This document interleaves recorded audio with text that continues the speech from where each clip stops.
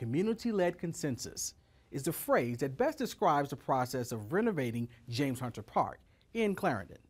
The community had to decide what kind of park they wanted. Who should benefit? Should it be for dogs or should it be for people? The process was thorough, and the result, as you will find, is pretty unique.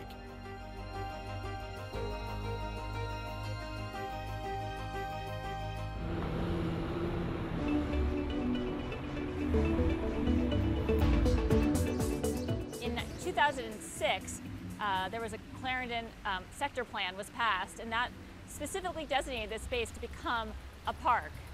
So now, the community could plan to renovate the park, which had been used exclusively as a community canine area. It was basically, a dusty lot. It was like, we were calling it the OK Corral. Former president of the Hartford Condo Association, Larry Shaw, got together with residents from Lion Village, the Clarendon Dogs Association, and the Arlington County planners to decide how the James Hunter Park would take shape. Consensus between the various stakeholders took time. It was months and months. I mean, I think the dog park process is probably 6 years in the making.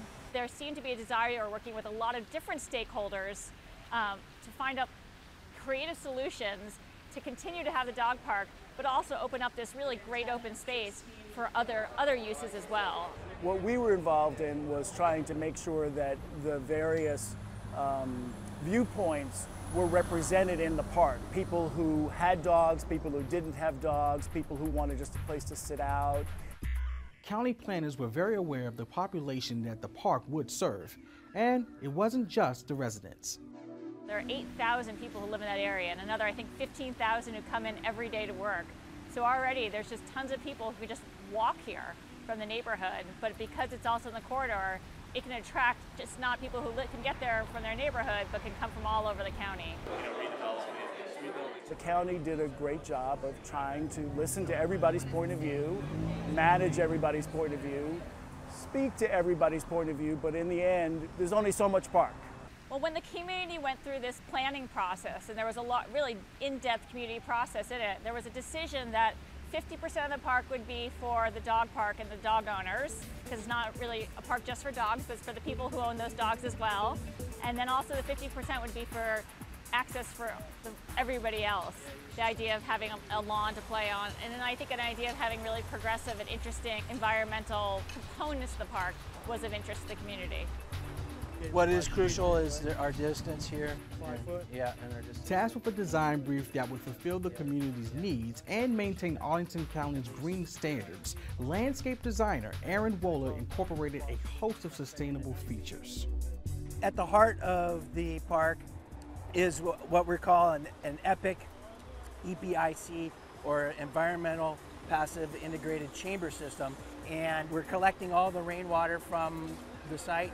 Virtually every surface within the park is permeable, and the water goes into the chambers. The water is distributed out throughout the park, and the plants are allowed to take up as much or as little water as they want, which is really unique from a horticultural standpoint, because we're able to pretty much plant a wide variety of plants and not necessarily have to pay attention to their water needs, because the plants are allowed to take up as much or as little water as they need. These solar voltaic panels will be offsetting our use for the park, and we're going to get credits for what we use.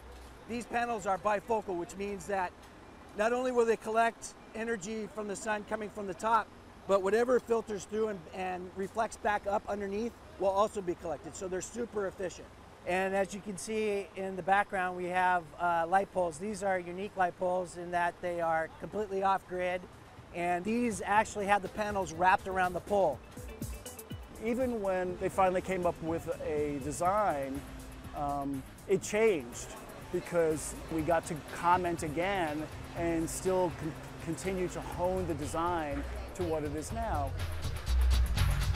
Throughout the design phase, we found out from the community that they wanted more and more lawn space, and it ended up growing and growing until we essentially just expanded the lawn area from one side of the park to the next. And then we have the wall for Community Canine Area, or CCA. And then on the opposite side, we have a sound wall to help attenuate sound and noise from the dogs. Also helping to cut some of the dog sounds is the white noise created by a multi-purpose water feature. Although the water feature is double-sided, the water will just trickle down the pedestrian side, but it's actually going to be more of a waterfall situation and have a pond in the CCA itself. So the dogs will actually have a little ponding area that they can play in.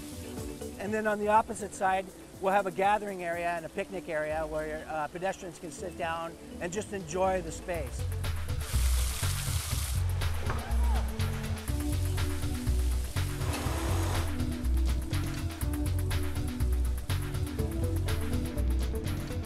This place as being 365 days. We see it where families might go on weekends to relax and have a cup of coffee with their kids. We see it as where office workers, we hope, will come have lunch or maybe work outside or have a meeting outside.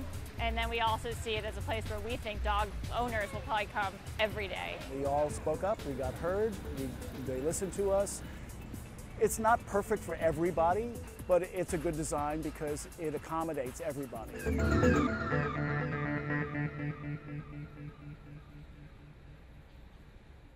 An amazing park. It's open from sunrise to 10 p.m. every day, with the canine area closing at 9 p.m. The dog area will also close from 10 a.m. to noon on Mondays, Wednesdays, and Fridays for staff to clean it and maintain it. To find out more about the James Hunter Park, visit arlingtonva.us/parks.